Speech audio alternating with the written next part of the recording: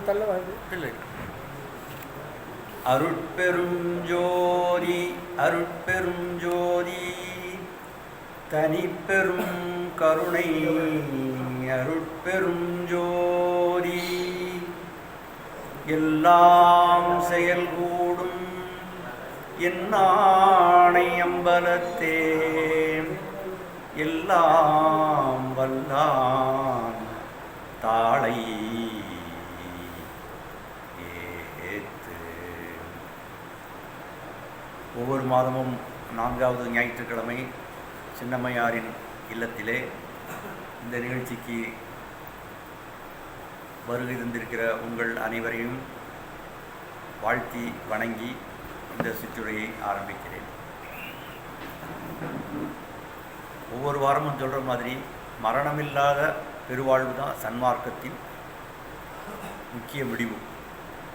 வாழ்க்கையில் ஐயா சொன்ன மாதிரி நிறைய விஷயங்களை போக வேண்டியிருந்தாலும் நம்முடைய முடிவு, சன்மார்க்கத்தின் முடிவு சாகா கல்வியை தெரிவிப்பதன்றி வேறில்லை. அதுக்கு நம்ம ஜீவகாருண்யம் அடிப்படை. ஜீவகாருண்யத்தை அடிப்படையாக வச்சுட்டு 4 ஒழுக்கங்களை கடைப்பிடிக்கணும்னு சொன்னோம். இந்திரிய ஒழுக்கம், கரண ஒழுக்கம், ஜீவ ஒழுக்கம், ஆன்ம ஒழுக்கம். இப்போ இது சன்மார்க்கத்தின் மூலமாக மரணமில்லாத பெருவாழ்வை அடைவது ஒரு விஞ்ஞான முறையில் அவர் சொல்லியிருக்கார். அதாவது நம்ம உடம்பு எப்படி வந்ததோ அதே முறையில் அடையக்கூடிய ஒரு விஞ்ஞான முறையில் சொல்லியிருக்காரு. அருட்பெருஞ்சோதி அட்டகத்தில் சொல்லும்போது நம்ம கண்ணுனால் அடைய முடியாது, இந்திரியங்களால் மட்டும் அடைஞ்சிட முடியாது, கரணங்களால் மட்டும் அடைஞ்சிட முடியாது. நிறைய பேர் உலகத்திற்கு நிறைய மார்க்கங்கள் இதனால் அடைஞ்சிட முடியும், இதனால் அதனால் அடைய முடியாது.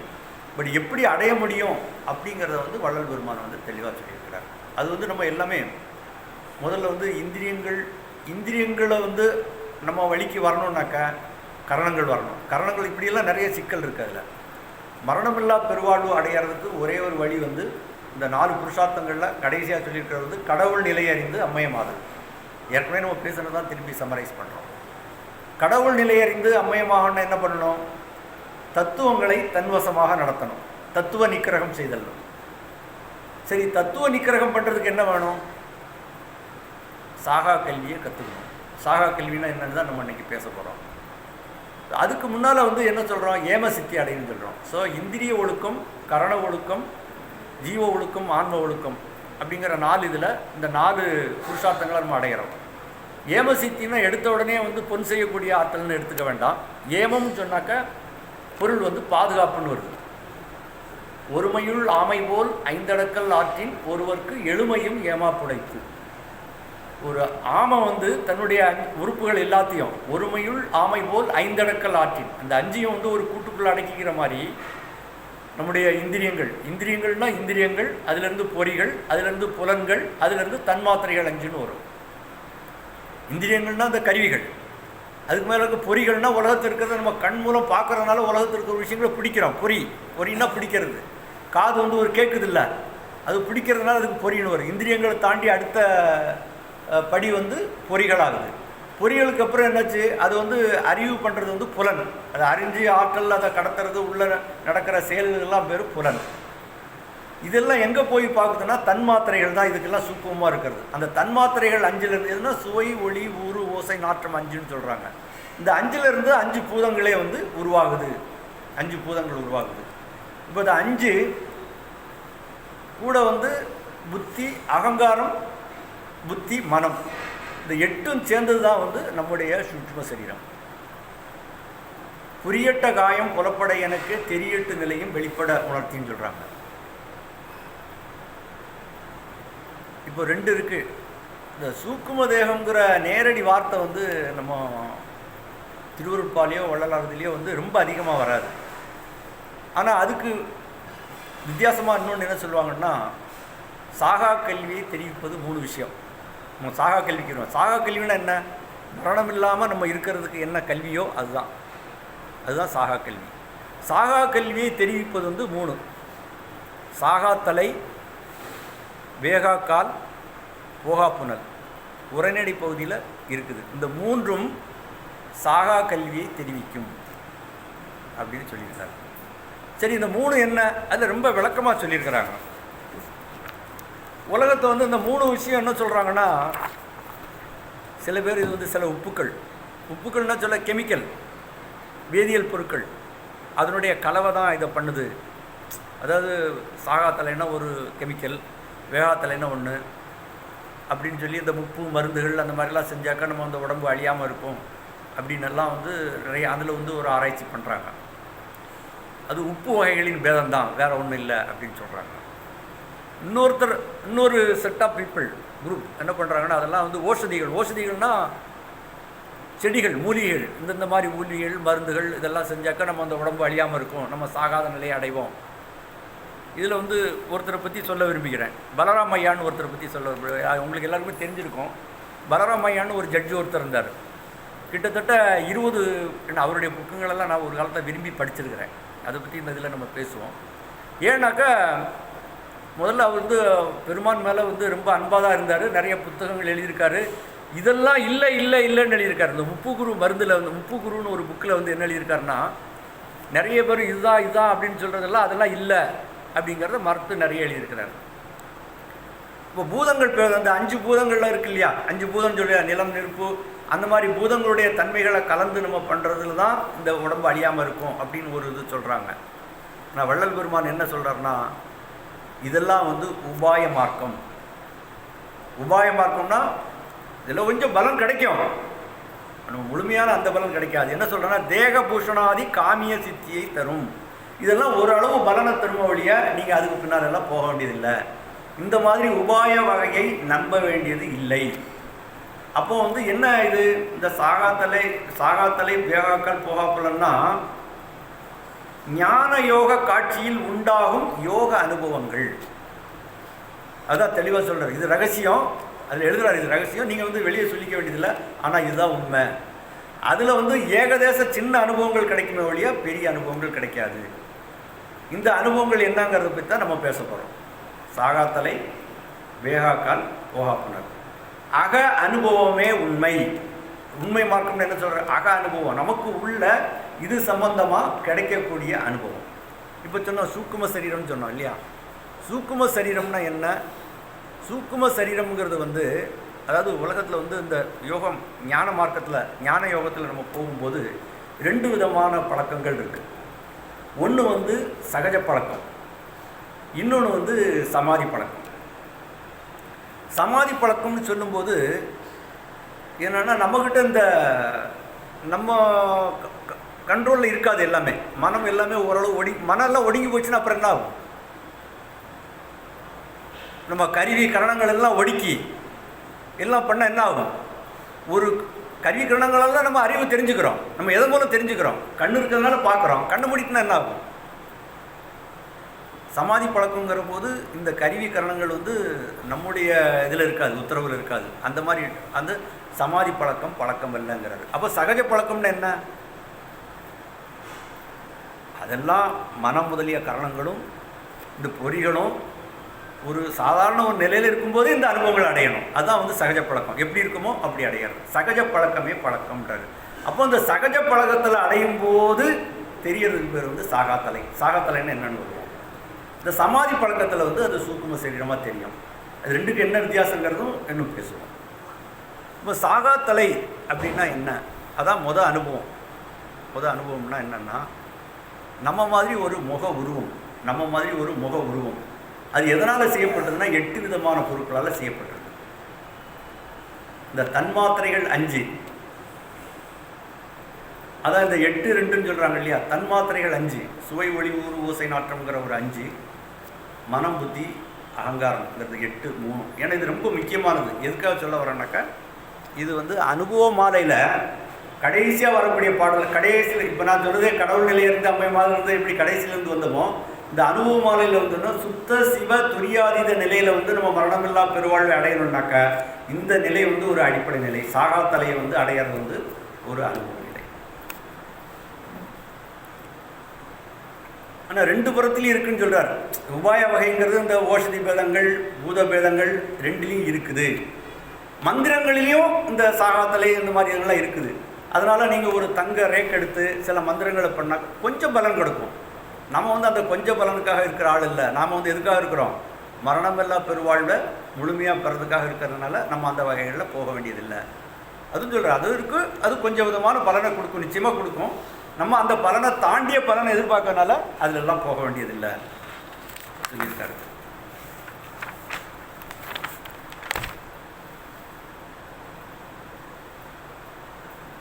இந்திரியங்க ஒழுக்கங்கள் மூலமாக நம்ம வசப்படும் போது, 5 இந்திரியங்கள் நம்ம வசப்படும் போது, இந்திரிய ஒழுக்கம் கரண ஒழுக்கம். உருவம் தளலாக உள்ளத்தே சென்று புருவத்தை அடைந்து பார்க்கும். இந்த புருவமத்திங்கிறது ஒரு முக்கியமான இது. அருட்பால ஒரு பாடலை பாடுற சாகாத்தலை விஷயமாட்டுவது.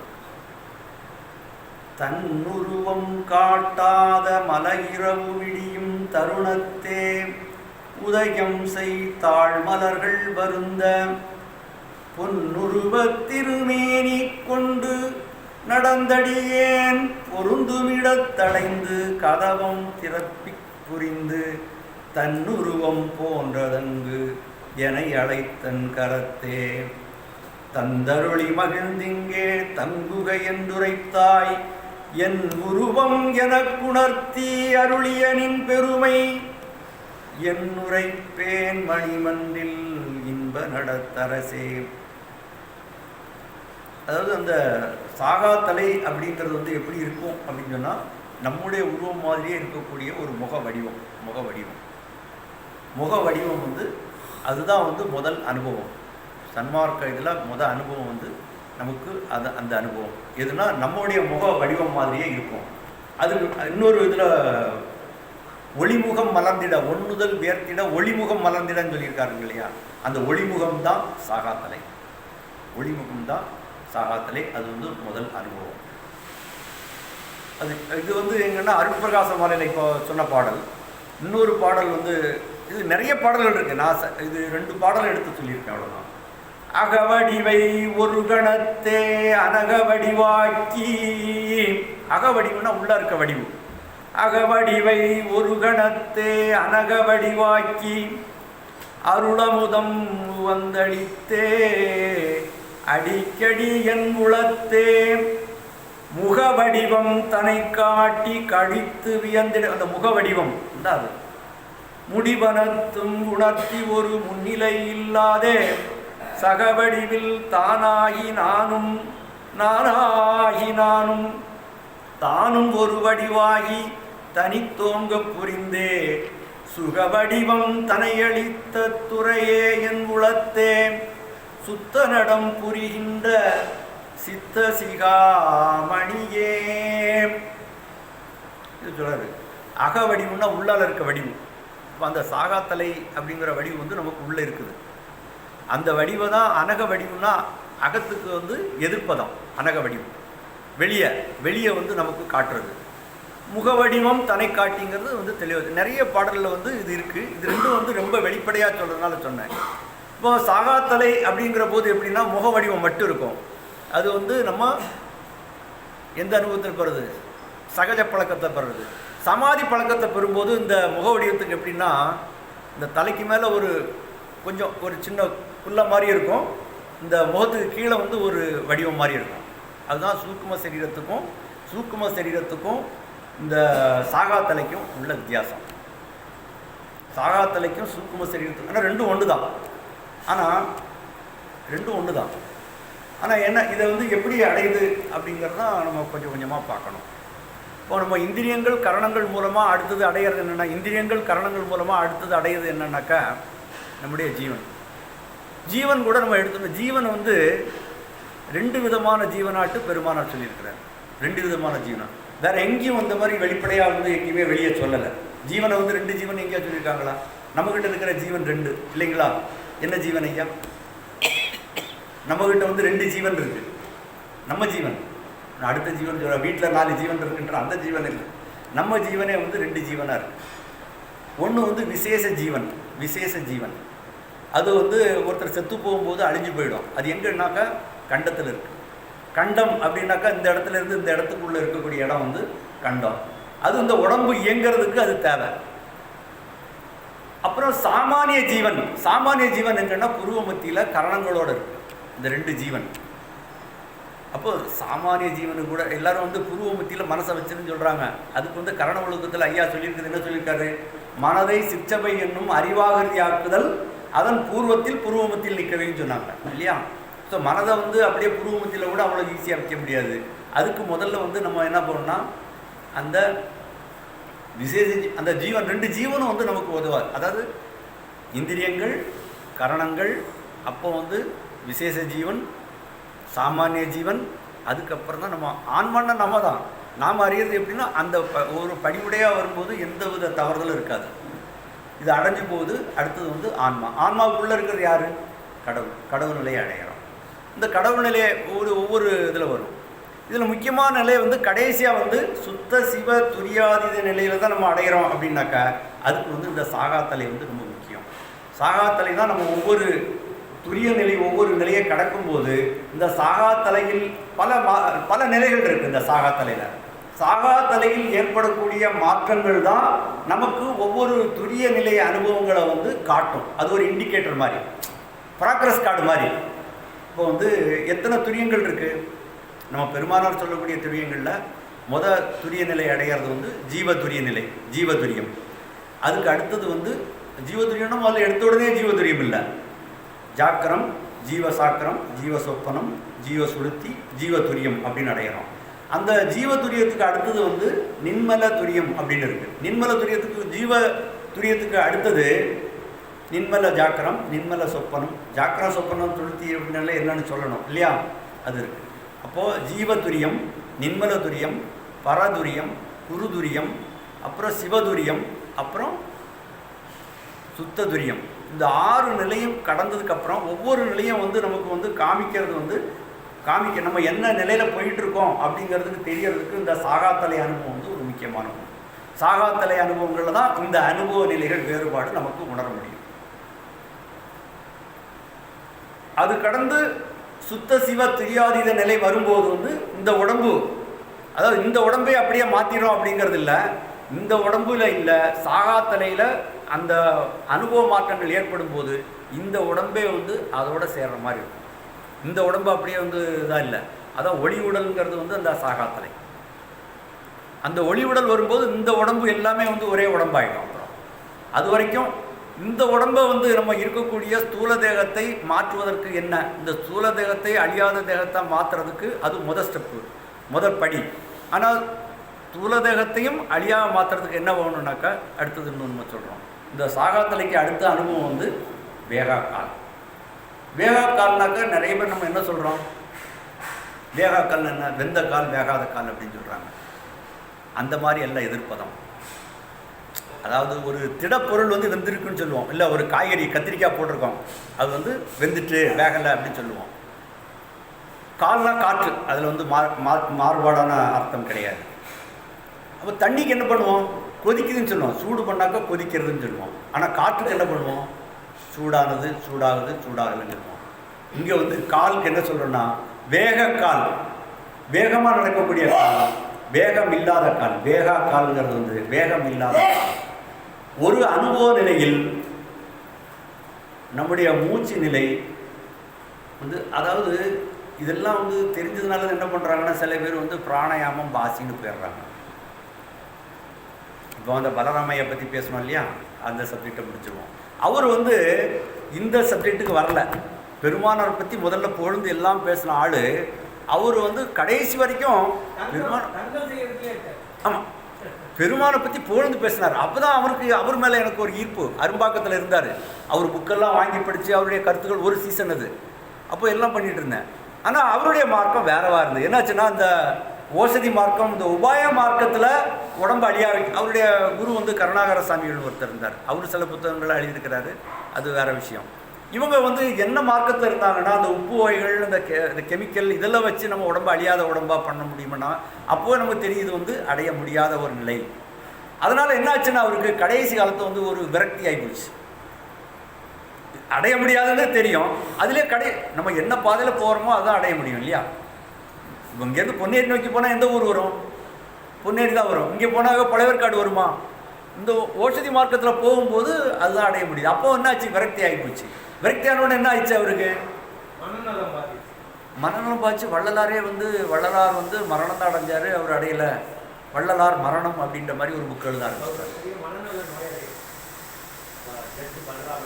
எப்படி ஒரு காலத்தில் வள்ளலார் புகழ்ந்து சொன்னாரோ அவர் கடைசியாக வந்து வள்ளலார் அப்படி இகழ ஆரம்பிச்சிட்டார். இந்த புக்கு அந்த மாதிரி எழுதிட்டார். நான் என் புக்கு கூட வச்சுருக்கேன். அதுக்கு பதிலெல்லாம் நம்ம எழுதலாமா பார்த்தோம், பார்த்து திட்டலாமான்னு பார்த்தோம்.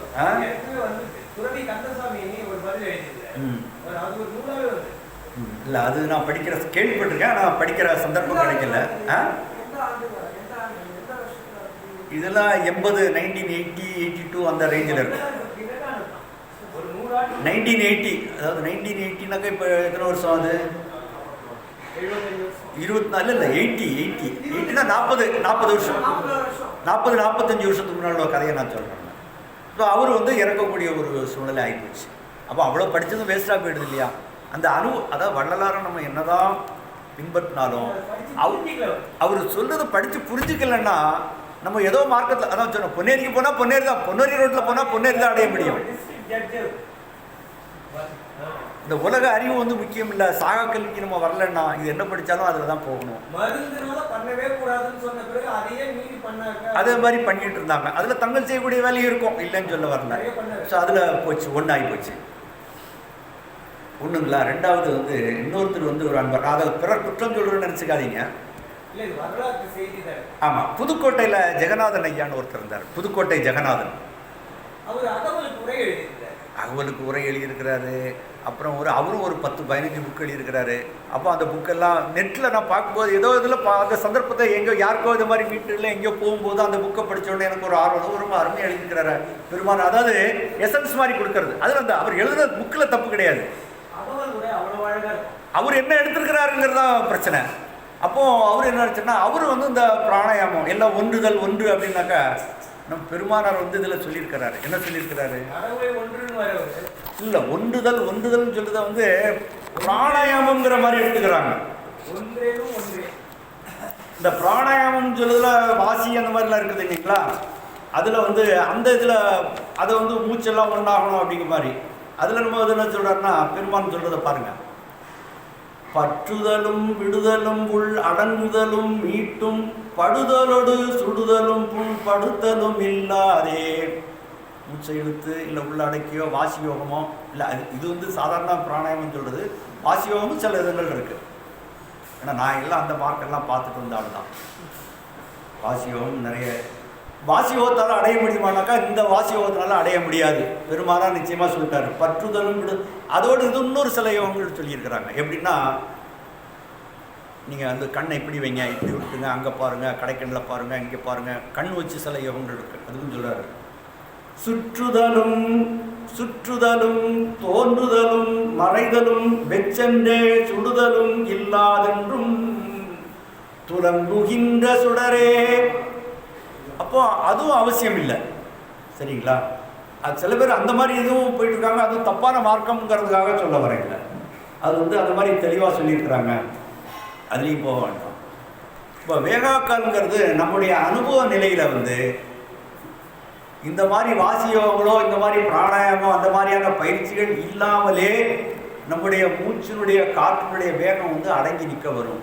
சூடு இல்லைங்கிறதுல இல்லை, வேகாக்கால் அந்த வேகம் வந்து அடங்கி இருக்கிறது அடுத்த நிலை. இல்லை, இந்த நிலையை அடக்காமல் நம்ம அது பண்ண முடியாது. போகா புனல்ங்கிறது வந்து அமிர்தம் வந்து எப்போ வரும்? எல்லாரும் வந்து அமிர்தம் சொல்கிறாங்க. அமிர்தம் வந்து நீங்கள் ஒளியை பெருக்கினால் அமிர்தம் வரும். ஒளியை நமக்குள்ளே தெரியக்கூடிய முதல்ல ஒளி தெரியணும். ஒளி தெரிஞ்ச பிறகு ஒளியை பெருக்கினால் அமிர்தம் வரும். 3 விஷயம், அவ்வளோதான். அப்போ அந்த சாகா தலைக்கு என்ன பண்ணணும்? சாகா தலைக்கு வந்து இந்திரியங்களும் கரணங்களும் ஜீவநிலைக்கு போகும்போதே வந்து சாகாத்தலை தெரிய ஆரம்பிச்சிடும். அனுபவமாக தெரிய ஆரம்பிச்சிடும். சாகாத்தலையில் அனுபவப்படும் போது வேகாக்கால் வந்து இது வரும். இதில் வந்து கடைசியான ஸ்டெப்பு வந்து போகாப்புணல் தான். இதில் இன்னொன்று சொல்லப்போனால் அந்த சாகாத்தலையில் வந்து ஜீவநிலை இருக்குது. சாகாத்தலை என்பது ஜீவநிலை. அதை பற்றியும் பெருமானார் சொல்லியிருக்காரு. ஜீவன் ஒரு நடை பகுதியில் சொல்லியிருக்காரு. சாகாத்தலை தலைப்பு கீழே வரும்போது ஜீவன் அப்படின்னு போட்டிருப்பாங்க. ஜீவன் வேகாக்கால்ங்கிற போது அந்த நிலையை கொஞ்சம் தாண்டும் போது நீங்கள் வந்து எந்த பிராணாயாமம் பண்ண வேண்டிய எந்த முயற்சியும் எடுக்காமலே மூச்சு வந்து அடங்கி வரும். பெரிய மூச்சு விடுறது வந்து மூச்சு நிலை வந்து அடங்கி வரும். அதுக்கு தனியாக வந்து எஃபர்ட் எடுக்க வேண்டியதில்லை. ஆனால் அந்த இப்போ வேற என்னமோ நிஷ்டை அந்த மாதிரி காரியங்கள்லாம் பண்ணுறோம், அதில் தெரியக்கூடிய ஜோதியை விட இதில் தெரியக்கூடிய ஜோதி வந்து வித்தியாசமாக இருக்கும். பார்த்த இடமெங்கும் பரந்தெழும் ஜோதியை ஆத்தமதாகவே ஆய்ந்தறிவார் இல்லை. அப்படி அப்போ இதை வந்து இப்போ திருவாசகத்தில் இருந்து டைம் ஆகிடுச்சு ஐயா, 5 நிமிஷம் இருக்கா? ஒரு 5 நிமிஷம். இது என்ன சொல்கிறாங்கன்னா சென்னின்றாங்க. சென்னின்னா என்ன? சென்னி தமிழ் தமிழ் சொல்லையா? சென்னி சென்னி சென்னி செந்நீர் இல்லை, சென்னி. சென்னின்னா தலைன்னு அர்த்தம். சென்னி அப்படின்னாக்கா தலைன்னு அர்த்தம். சென்னி தொட்டானை அப்படின்னு ஒரு பாடல் வரும். உள்ளலாம்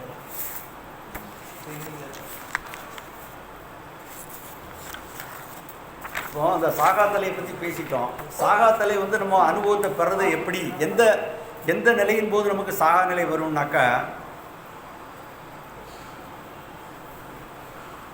தூய யாவராயினும் அன்பரண்டி அறியோனா மலர் சோதியான். யாராலையும் அறிய முடியாது. யாரால் அறிய முடியாதுன்னா மூவரால் கூட அறியறதுக்கு கஷ்டம். மூவர்னா யாரு? திருமால் பிரம்மாயன் நம்ம சொல்கிறோம்ல, அவங்கள கூட அறிய முடியாத மூவராலும் அறியோனா முதலாய ஆனந்த மூர்த்தியான் யாவராயினும் அன்பரன்றி அறியோனா மலர் சோதியான். தூய மலர் சேவடிக்கண் நம் சென்னி மன்னி சுடருமே. இந்த சென்னி பத்துன்னு ஒரு 10 பாடல் திருவாசகத்தில் நம்ம பெருமான் சொல்கிறத அவங்க அதை சொல்லியிருக்காங்கன்றதுக்காக எடுத்து சொல்கிறேன் நான். அப்போ இது வந்து திருவாசகம். அந்த 10 பாடலில் வந்து சென்னி பத்துன்ற பாடலில் வந்து அது வந்து சொல்லி எப்போ நமக்கு வந்து எதுக்கு சொல்ல வரேன்னா, எப்போ வந்து நமக்கு இந்த சாகாத்தலை தெரியும்னா இறைவனுடைய திருவடி அனுபவம் வரும்போது. இப்போ இறைவனுடைய திருவடின்னு என்ன? அடுத்த கேள்வி. இறைவனுடைய திருவடின்னா என்ன? நிறைய பேர் ஒவ்வொரு மாதிரி விளக்கம் கொடுக்குறாங்க. இறைவனுடைய திருவடின்னா என்ன? நான் இப்போ போன மாதத்துக்கு முந்தின மாதம் திருவடினா எப்படி இருக்குன்னு சொன்னேன். யாருக்கா ஒரு ஞாபகமாக இருக்கு சொல்ல முடியுமா? இறைவனுடைய திருவடி எப்படி இருக்கும்? திருக்குறளில் சொல்லியிருக்கிறாரு, திருவள்ளுவர் சொல்லியிருக்காரு. இறைவனுடைய திருவடி எப்படி இருக்கும் அப்படின்னு திருவள்ளுவர் சொல்லியிருக்காரு, பெருமான் சொல்லியிருக்காரு, வள்ளல் பெருமான் சொல்லியிருக்கிறாரு. திருவடி வந்து எப்படி இருக்கும், திருவடியினுடைய அனுபவம் எப்படி இருக்கும்?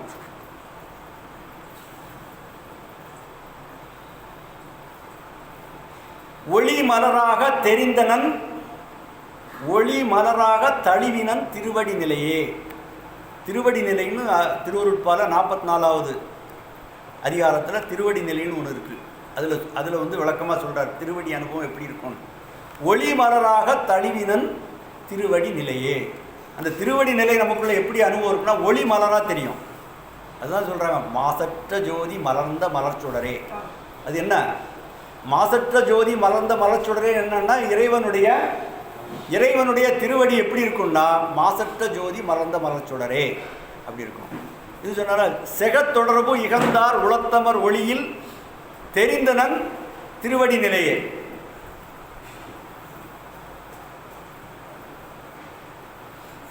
உளத்தமர் ஒளியில் தெரிந்தனன் திருவடி நிலையே. இதே வந்து திருவள்ளுவர் சொல்லியிருக்கிறத சொல்கிறோம். மலர்மிசை ஏகினான். மலர்னா ஒளிமலர். அந்த ஒளிமலர் அனுபவத்தை அடைந்தவன் மலர்மிசை ஏகினான் மானடி சேர்ந்தார். இந்த மலர் அனுபவத்தை எவன் அடைஞ்சானோ அவன் தான் இறைவனுடைய திருவடி நிலையை அடைந்தவர்கள். மலர்மிசை ஏகினான், அங்கே ஏகினான்ங்கிறாரு. இங்கே வந்து அவர் அடுத்த அனுபவத்தை என்ன சொல்றாரு? மலர்மிசை ஏகினான் மானடி சேர்ந்தார். இங்கே ஆனா இருக்கவன் அங்கே ஆறாயிறார். மரியாதை கூட்டிகிட்டு பாருங்க. மலர்மிசை ஏகினான் மானடி சேர்ந்தார். அவருக்கு என்ன அனுபவம் கிடைக்கும்? அவர் நிலமிசை நீடு வாழ்வார். அப்போ இறைவனுடைய திருவடியை அடைந்த இறைவனுடைய திருவடி எப்படி இருக்குன்னு சொல்லிட்டோம் இல்லையா? இறைவனுடைய திருவடி எப்படி இருக்கும்? மலர்ந்த மலர் சுடராக இருக்கும். ஒளிமலராக பெருமான ஒளிமலராக தழுவினன் திருவடி நிலையே. ஒளிமலராக நமக்குள் தெரியும் இறைவனுடைய திருவடி. ஏன்னா வேறு வேறு அர்த்தங்கள்லாம் சொல்லிகிட்டு இருக்காங்க. 8-2க்கெல்லாம் வேறு அர்த்தம் உலகத்தில் சொல்லிகிட்டு இருக்கிறாங்க. திருவடினாலே சில பேர் கண்ணுன்னு சொல்கிறாங்க, சில பேர் வித்யாசம் சொல்கிறாங்க. இறைவனுடைய திருவடினா நமக்குள் ஒளிமலராக தெரியும். ஒளிமலராக தழுவினன் திருவடி நிலையே. பெருமான் வந்து அடித்து சொல்லிட்டார், ஒளிமலராக தழுவினன் திருவடி நிலையே. ஒளிமலராக நமக்குள்ள இறைவனுடைய திருவடி கிடைக்கும். அந்த திருவடியில் கிடைக்கும் போதே என்ன வரும்? தாழ் தந்த போதே தலை தந்த எம் இறைன்னு சொல்கிறார். இறைவன் எப்போ அவனுடைய தாளை கொடுத்துறோம், அப்போ என்ன கொடுத்துறாரு? தலைன்னா என்னது? சாகா தலை. சாகா கல்வியிலே தலை காட்டி கொடுத்தீர்ங்கிறது. சாகா தலையில் வந்து தலை காட்டி கொடுத்தீர். சாகாத கல்வியிலே தலையான நிலையே. சாகாத கல்வியில் முதல் நிலை வந்து தலை. சலியாத காற்றுனா, சலிக்கிறதுனா போயிட்டு வெளியே வந்து உள்ளே வர்றது. சலிக்கிறதுனா போயிட்டு வெளியே போகிறது, உள்ளே வரதான். சலியாத காற்றுனா வேகாக்கால். ஏகாத புனல். இப்போ போகா புனல்னு ஏன் சொல்கிறோம்? போகாத புனல்னு ஏன் சொல்கிறோம்னா, இப்போ அமுதம் நமக்குள்ளே உற்பத்தி ஆகாமல் இல்லை, நமக்குள்ளே அமுதம் உற்பத்தி ஆகுது. என்ன ஆகுது? அது ஆவியாகி போயிடுது. உடம்பு நம்ம இதெல்லாமே பாழாக்கிக்கிட்டு இருக்கோம். அமுதம் எல்லாருக்கும் உற்பத்தி ஆகலைன்னு வச்சுக்காதீங்க, ஒவ்வொருத்தருக்குமே அமுதம் உற்பத்தி ஆகுது. அது போகாத நிலை வரும், அது போகாது. அந்த புனல் வந்து புனல்னா தண்ணி, போகாத தண்ணீருங்கிறதையும் விளக்கம் கொடுத்துருக்கார் பெருமான். அந்த தண்ணி என்ன ஆகுதுன்னா போயிடுது. அமுதம் உற்பத்தி ஆகுது, உடம்பு இயக்கத்துக்கும் நம்ம உலகில் இருக்கிறதுக்கும் போயிடுது. அதை அறிந்து நம்ம ஒளியை பெருக்கும்போது அந்த அமுதம் வந்து இந்த உடலை மாற்றக்கூடிய ஒரு அனுபவமாக ஏற்படும். அப்போ தான் நம்ம நரைதிரையெல்லாம் மாற்ற முடியும். இந்த உடம்பு மாறும்போதும் சாகாத்தலையில் மேற்கொண்ட அனுபவங்கள், துரிய அனுபவங்கள் பெறும்போதும் அந்த சாகாத்தலைங்கிறது இன்னும் ஒளி அதிகமாகும். அந்த ஒளிநிலைகள் பெறும்போதும் நம்ம வந்து மரணமில்லா பெருவாழ்வை நோக்கி போக முடியும். இதுக்கு எல்லாம் வந்து அடிப்படை வந்து ஐயா சொன்ன மாதிரி ஜாதி பேதங்கள் எல்லாம் ஜீவகாருண்யத்துக்கு தடையினால்தான் அதெல்லாம் சொல்லியிருக்காரு, வேறு எதுவும் கிடையாது. இதெல்லாம் ஏன் ஜாதி வேண்டாம், மதம் வேண்டாம், எதுக்காக? இதெல்லாம் வந்து ஜீவகாருண்யத்தை தடை பண்ணிடும். ஜீவகாருண்யத்தை தடை பண்ண என்ன ஆகும்? நம்ம அந்த நிலையில் போக முடியாது, நம்ம போகிற மார்க்கத்தில் போக முடியாது. அதெல்லாம் தூக்கி போட்டுட்டு ஜீவகாருண்யத்தை அடிப்படையாக வைத்து நாம் அந்த அனுபவங்களாக பெற்று மரணமில்லா பெருவாழ்வுக்கு நம்ம ஒவ்வொருத்தரும் தகுதியானவர்கள், ஒவ்வொருத்தராலும் அடைய முடியும். திரைத்து நரைத்து உளுத்தவரும் இளமை பெற்றலான்னு பெருமான் உறுதியாக சொல்லியிருக்கிறாரு. அந்த நிலையை நாம் ஒவ்வொருத்தரும் அடைய வேண்டும் என்று உங்களையெல்லாம் வேண்டி உங்களோடு பேசுவதற்கு இந்த வாய்ப்பு ஏற்பட்டதற்கு என்னுடைய மகிழ்ச்சியும் நன்றியும் தெரிவித்து விடைபெறுகிறேன். நன்றி.